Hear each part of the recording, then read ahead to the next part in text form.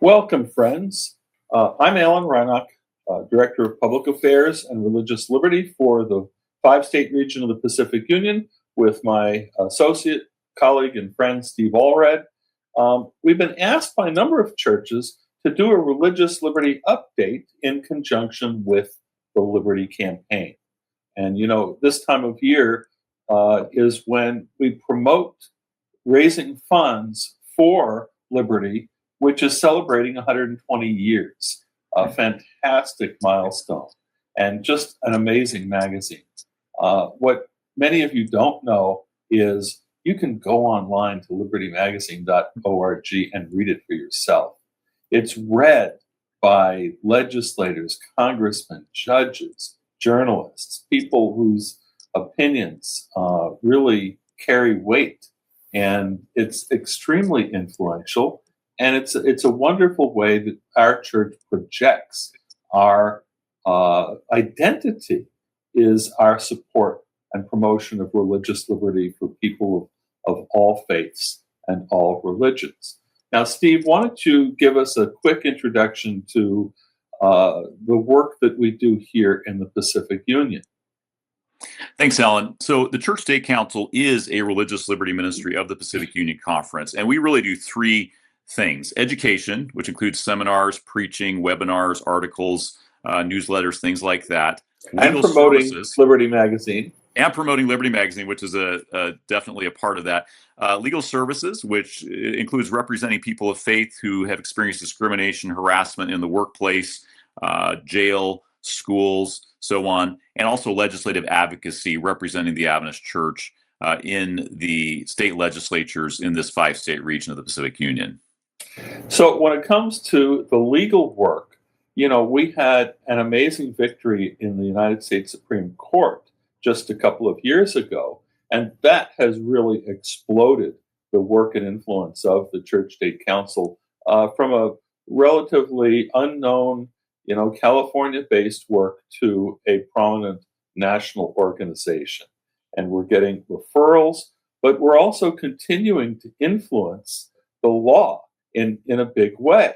Now, the case we won was a generational change in protecting people of faith who need accommodation in the workplace.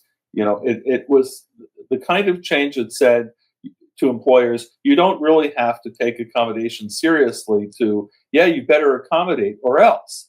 So it's a huge boon for Adventists. But there's issues that impact civil rights far more broadly. We had a case in the Supreme Court last year. They said, several justices said, right issue, wrong case. They're looking for another case, and we're bringing them another case this year, working with the very top Supreme Court advocates. So we're really excited about how the Lord has blessed and expanded our ministry and our influence within the legal community and in helping to shape the law. Steve, what about the rest of our work? Well, that is exciting, Alan. And I think a couple other things that we're doing as we look forward to going into 2026 here, which of course is the 250th anniversary of the Declaration of Independence, is we thought there were some initiatives that we'd like to undertake to highlight that. So let me throw this on the screen here. First of all, this is our contact information, our website there. If you want to get a hold of us, as well as phone numbers. We do have a newsletter that goes out weekly, which you can sign up for by scanning that QR code. We also have a monthly newsletter that has articles and things of that nature that deal with the separation of church and state and religious liberty in general. And then finally, one thing I want to highlight here is our Church State Council Fellowship Program, which is a program that mentors young people in these topics of religious liberty, is understood from a Seventh-day Adventist perspective. And if you or someone you know might be interested in this part-time fellowship program, you can scan that QR code there and contact us as well.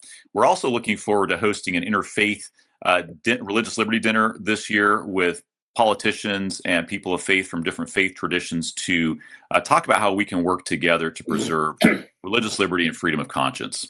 So, Steve, I'm very excited about the initiatives that you have outlined, the different publications and the fellowship and the dinner.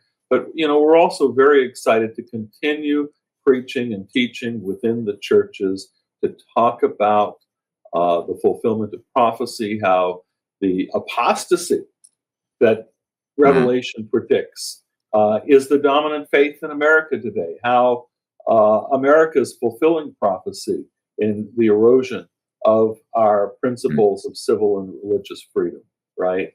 And you and I have very different temperaments and approaches, but a very consistent message. Because we see eye to eye on these things, and we're very, very pleased at the privilege of sharing in your churches, and we certainly welcome the opportunities to lift up Christ. Well, thank you, Ellen, for that. And yes, we are available, so do feel free to get in touch with us. And with that, we're going to wish you a happy new year. And we're also going to put our contact info up on the screen again for you here. May God bless you.